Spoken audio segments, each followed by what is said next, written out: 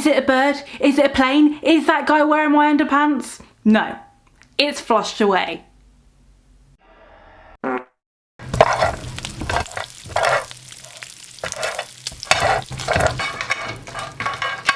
I said, that's not a camel, that's my wife.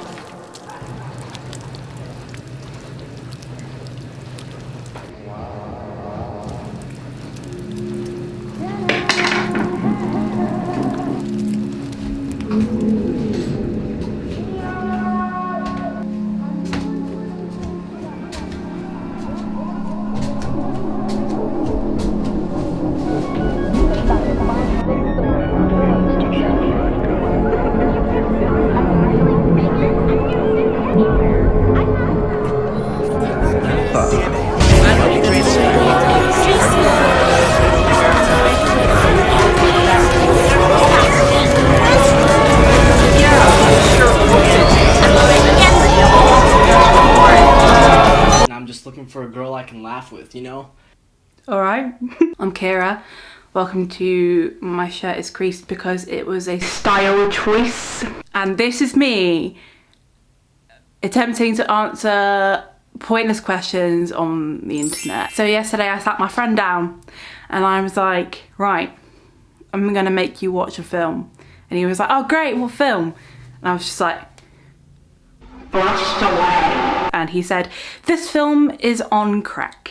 Just in case you didn't know, Flushed Away is a 2006 adventure/comedy. It follows the story of a rat called Roddy who is living the high life in Kensington, being looked after by a little girl named Tabitha. After being flushed down his own toilet by an intruder, he goes on a lot of misadventures in order to find his way home, enlisting the help of a boat captain, Rita. It's a story of Roddy finding his way home with the help of Rita and finding out what the evil Toad's plan is for the city, involving a master cable that he must retrieve from Rita, who stole it from him. I've got notes. I've got notes on this bitch. I just want to say 24 frames of Nick. Look at his channel, look at the Flushed Away video he did. It gave me so much joy because I saw that somebody else had this much of a passionate love for this film. It made me so happy that I was just like, right, let's get started on this bitch. It deserves so much more recognition than what it gets, honestly. I feel like it's Ratatouille level. Well, it is about rats, I know that's not right. It gets me flustered away, if you know. Hugh Jackman's in it. Hugh Jackman's the main rat, Roddy the rat. Not only does it have Hugh Jackman, Kate Winslet, Bill Nighy and Andy Serkis in, it also has like a song about masturbation as the opening scene.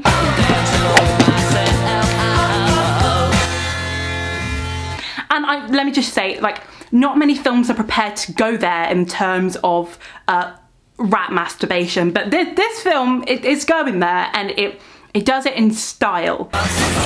See you tomorrow. Roddy the rat, he has a whole wardrobe full of clothes. 24 frames of Nick pointed out that he has a Wolverine costume. I didn't get any of the pop culture references as a kid. This film is definitely one of those ones where they make them for the adults as well as the kids, which I really like, because I can look back at it now and I can get loads of the jokes I didn't get when I was little, and it's like watching it for the first time, it's really fun. Having a good time, darling? They're more than just dolls, you know what I mean? It's like they're alive in his head. Roddy, you know, he's a simple guy. He likes to dress up as James Bond now and again. Who doesn't? He drives around in a fucking car like Stuart Little can get in the bin because Roddy the rat is where it's at. So the nostalgia factor, definitely. 2006 was a great time. It involved a lot of sleepovers. It involved a lot of being lonely at school. It also involved being way too hyper for my age. I'm fine. But, you know, this is the type of film that was needed at the time. I think really to, you know, we needed some singing slugs, you know what I mean? Like, fuck you Minions, like, fuck off. Why do you exist, you hunks of yellow shit? I'm a bit biased because I find slugs really cute, and for some reason people think that's weird, and you know, I love slugs, and I want to reach out to all you slug lovers out there. I think they're really cute. Oh, I love slugs, man. We used to watch it in class. We used to watch it at the end of term when everyone was going to go home, and my maths teacher was like, yeah, let's watch a film. And I was like, oh, thank God, because maths gives me anxiety. And she would put on Flush Away. She would put on Flush Away or Ratatouille. There was something about rats. I just want to talk about the general scope of the humour. British humour sometimes is very dark and dry. And I love that. I think it's what makes kind of most British humour British, because there's things like Gavin and Stacey, there's things like The Office. It has this tone to it that's very deadpan, and I think that is my favourite type of humour, just because A, I've grown up in the environment that it thrives in, and B, because it's quite, in a weird way, it's almost like quite millennial. And I'm going to be doing a video on millennial humour soon, but like I think my generation especially really appreciates that kind of humour. It just makes me laugh thinking about the animation in this when they react to something that's going on. Roddy's so full of surprise all the time. Like he just everything, because he can't believe what he's seeing. We can't believe what we're seeing. It's a masterpiece, all right? Well, I think the best character is the fish, because it won't die. If you can find it. I know where it is. Me and my friend always quote the "Have you seen my dad?" bit. Have you seen my dad? It's from Finding Nemo. And remember, the name of the boat's the Jammy Dodger.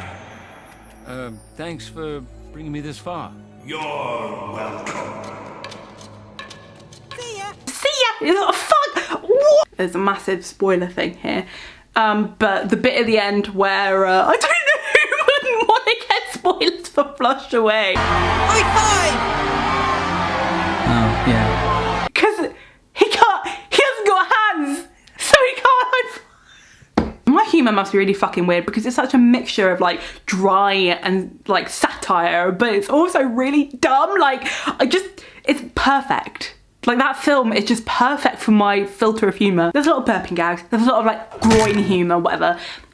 It's fine, I can look past it. I can look past that kind of aspect of it. The soundtrack, that's another amazing aspect of this film. They've got songs that I'd never heard before I heard the film. I mean, granted I was like 9, but when it came out, but you know, I would put them on my little Walkman iPod thing, whatever I had at the time. I would get the CD. I would get the CD now. I can't even play the CD, I get the CD. You know what I mean? Like there was banger after banger after banger on there, and you just can't dispute that, because the whole boat chase scene, that song.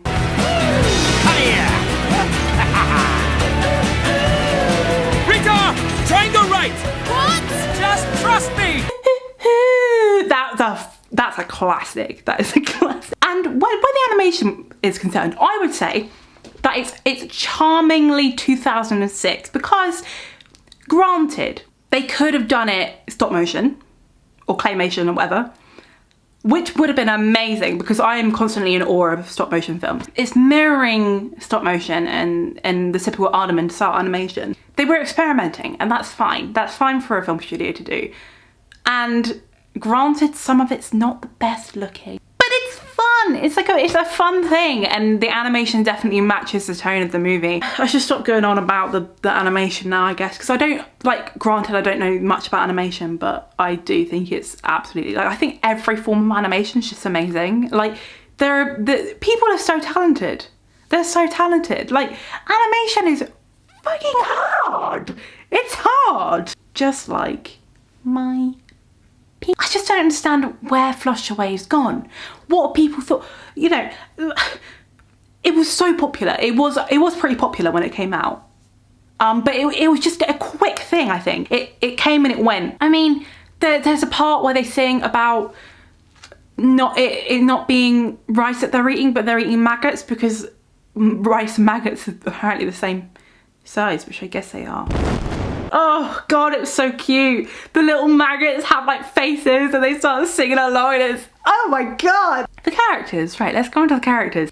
I did drama at uni. I know a bit about characterization, and this movie is just, it's pretty much on point with everything, because You have the main character who is obviously just like a Hugh Grant, you know, kind of rip-off. But that's fine because it's a parody within itself. Like, this is England. It's made very, very clear that this is set in London. There's a lot of stereotypes going around. It was made back in the time when casual xenophobia was okay. It's obviously not now. So I'm just not gonna go into the French frog bit because yeah, that's a little bit too much. Rita is the perfect contrast to him. There's rats after me who'd like to kill me. While I contain my amazement. He's quite uppity in the fact that he'll look down on someone and be like, oh, well, you don't come from above ground, you don't come from the surface.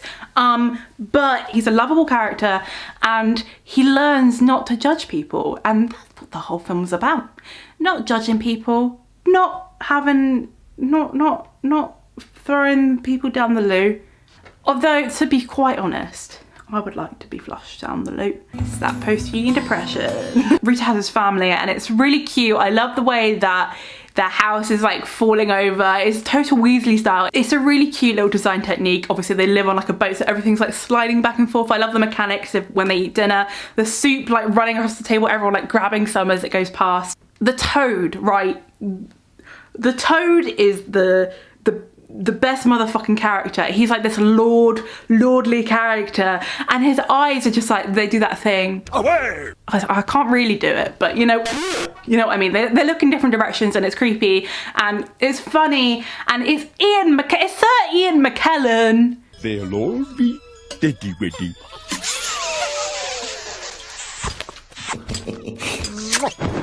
Did you find it? I lose it every single time. I just relate to him quite a lot because he's bloated, he's quite manic, and his laugh, man. At last, it's mine. Just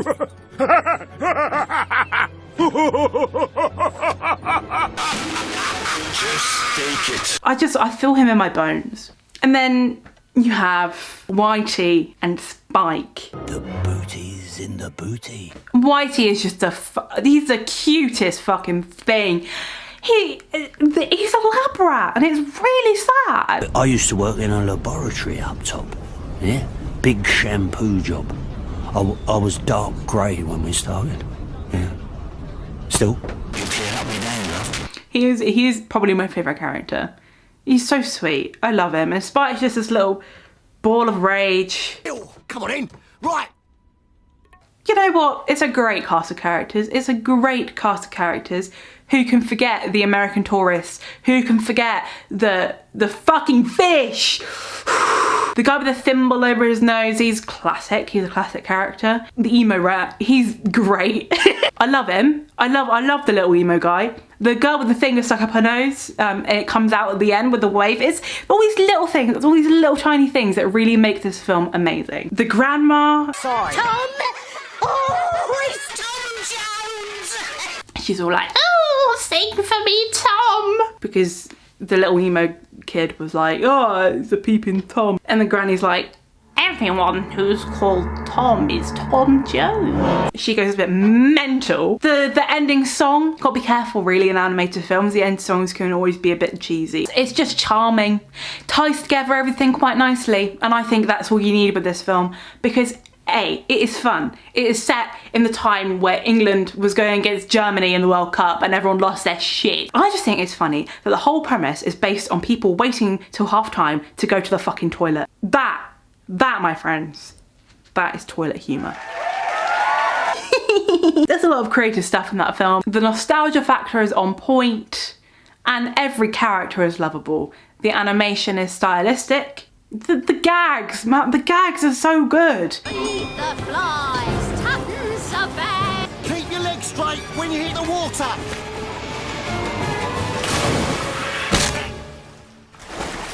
I kept my legs straight, Spike. Oh. And gently down. Your hair's on fire. What?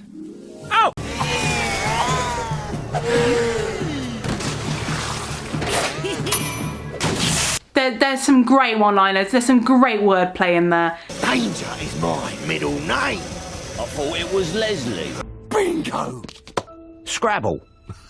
Enough games. To the Ratmobiles. There's questionable stereotypes. There's so much going on, and I think that it's just an underrated film. I would like to wrap this video up because I am hungry and it is not lunchtime anymore. Oh, it's 3:10. I just love Lushed Away, man. Alright, so hopefully you guys got some kind of enjoyment out of that video. Because I know I did. I love talking about things that I love. If you guys have a question that starts with Y that you want me to pointlessly attempt to answer because I cannot do it realistically, I just like talking, then give me a shout. Please subscribe because I'm currently unemployed. Feel sorry for me and subscribe and like this video and go follow me on Twitter and Instagram and stuff like that, please. And I'll see everyone at another time. I don't know, I don't have these things planned out in my head. I just press record and start talking. I don't have a fucking exit scene. Exit pursued by a bear or whatever. I don't know. Fucking bye.